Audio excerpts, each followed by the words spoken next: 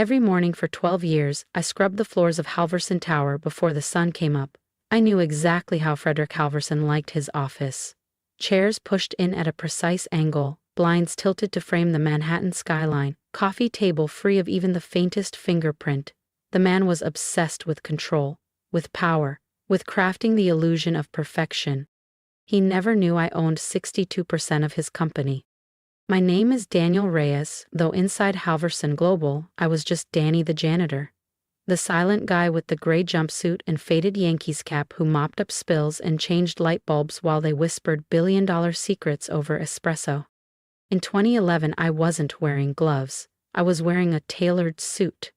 Frederick and I had founded Halverson Global right out of Columbia Business School, two 20-somethings with sky-high ambition. I handled the analytics and systems, he was the smooth talker, the fundraiser. But behind that smile was a snake. When the Eurozone crisis hit, and our valuation plunged, Frederick acted fast. Too fast.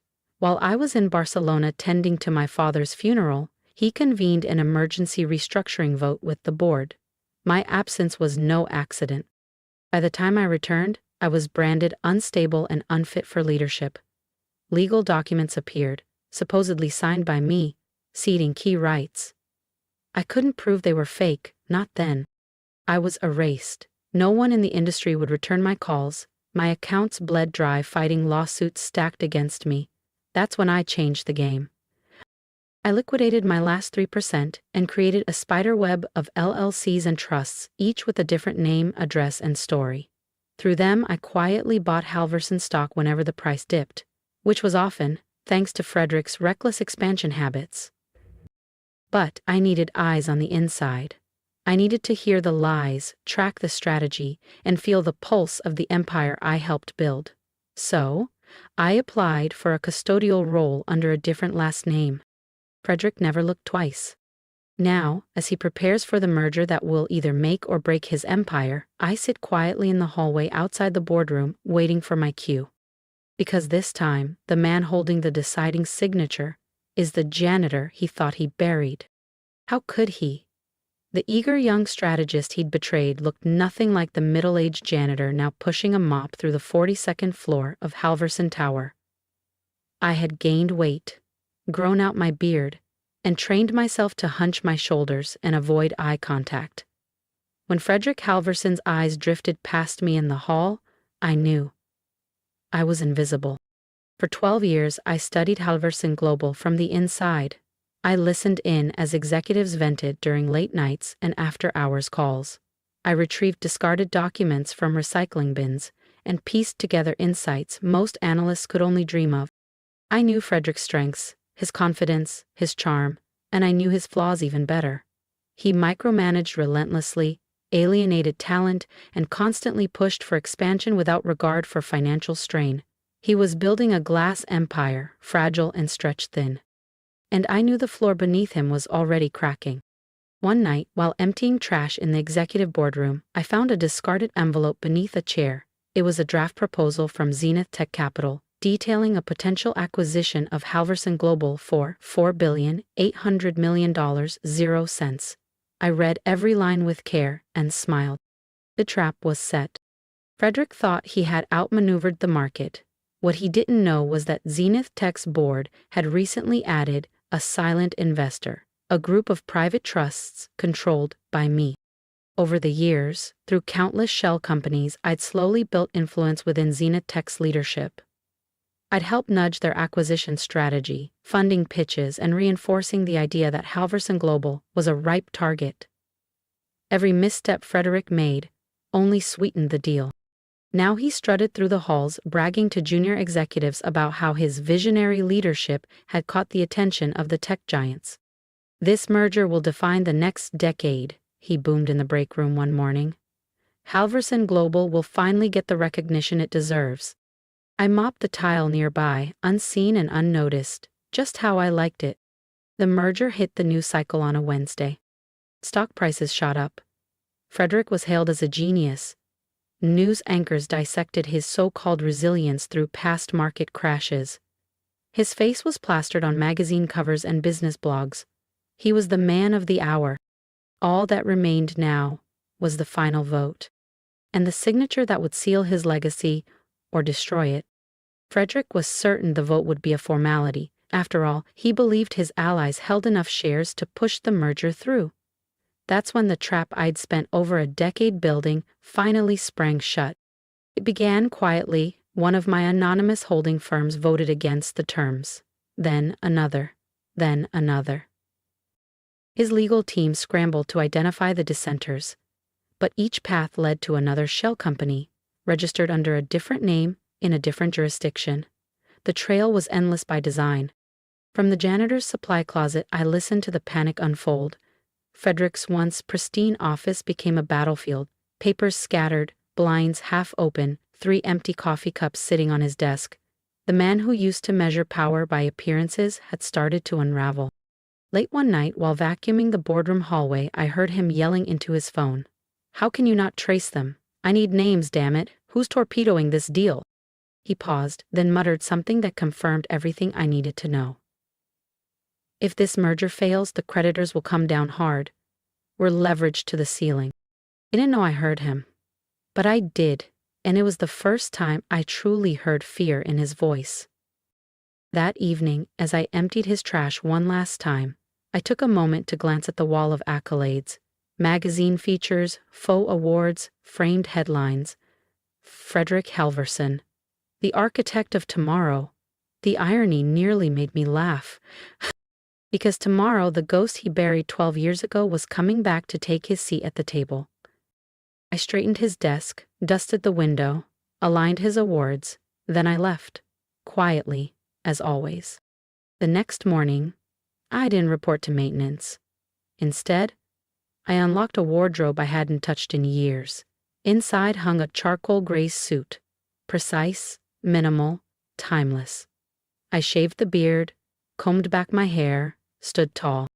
Daniel Reyes, co-founder and controlling shareholder of Halverson Global, had returned. At 9:45, I entered through the glass front doors of Halverson Tower, the same ones I'd polished for over a decade. The receptionist blinked in confusion.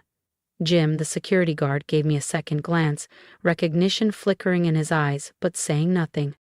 I stepped into the executive elevator, now not as staff, but as the man they never saw coming.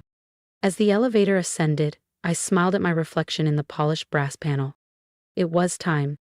If you followed me this far, you already know, some stories aren't about revenge, but revelation.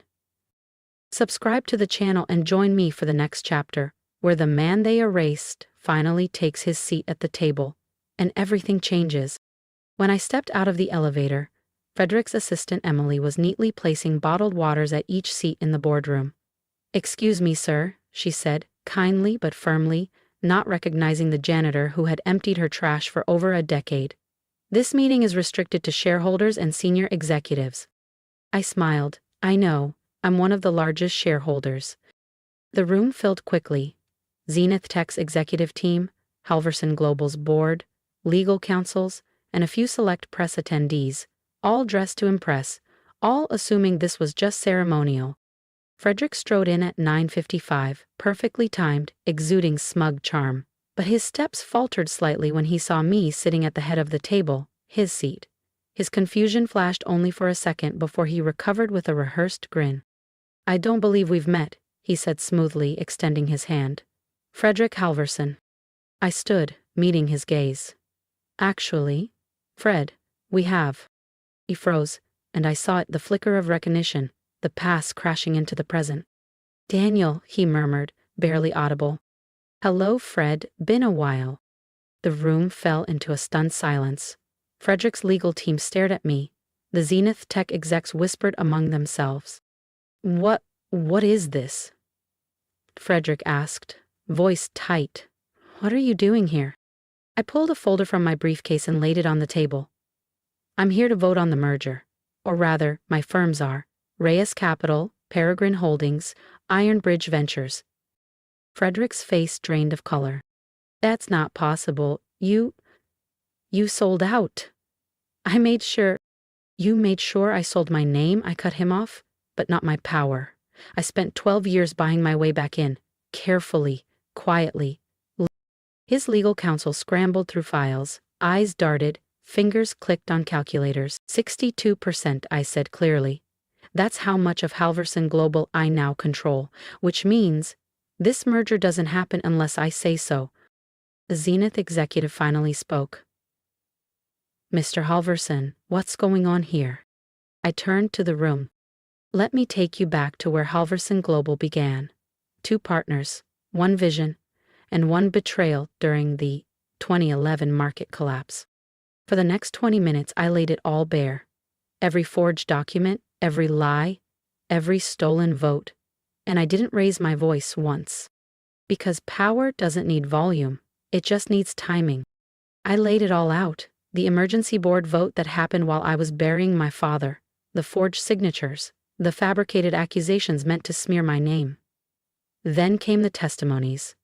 Former board members, some retired, some bitter, finally admitted their roles in the betrayal.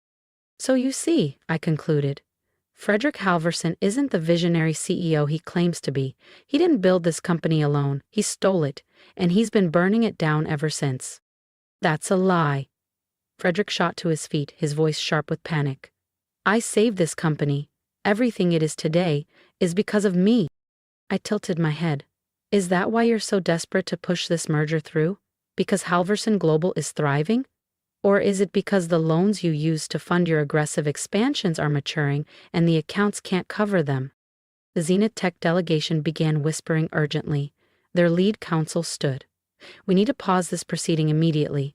If Mr. Halverson's authority or the financial records are in question, the merger can proceed, I said smoothly, just not on Frederick's terms, and certainly not with him as CEO.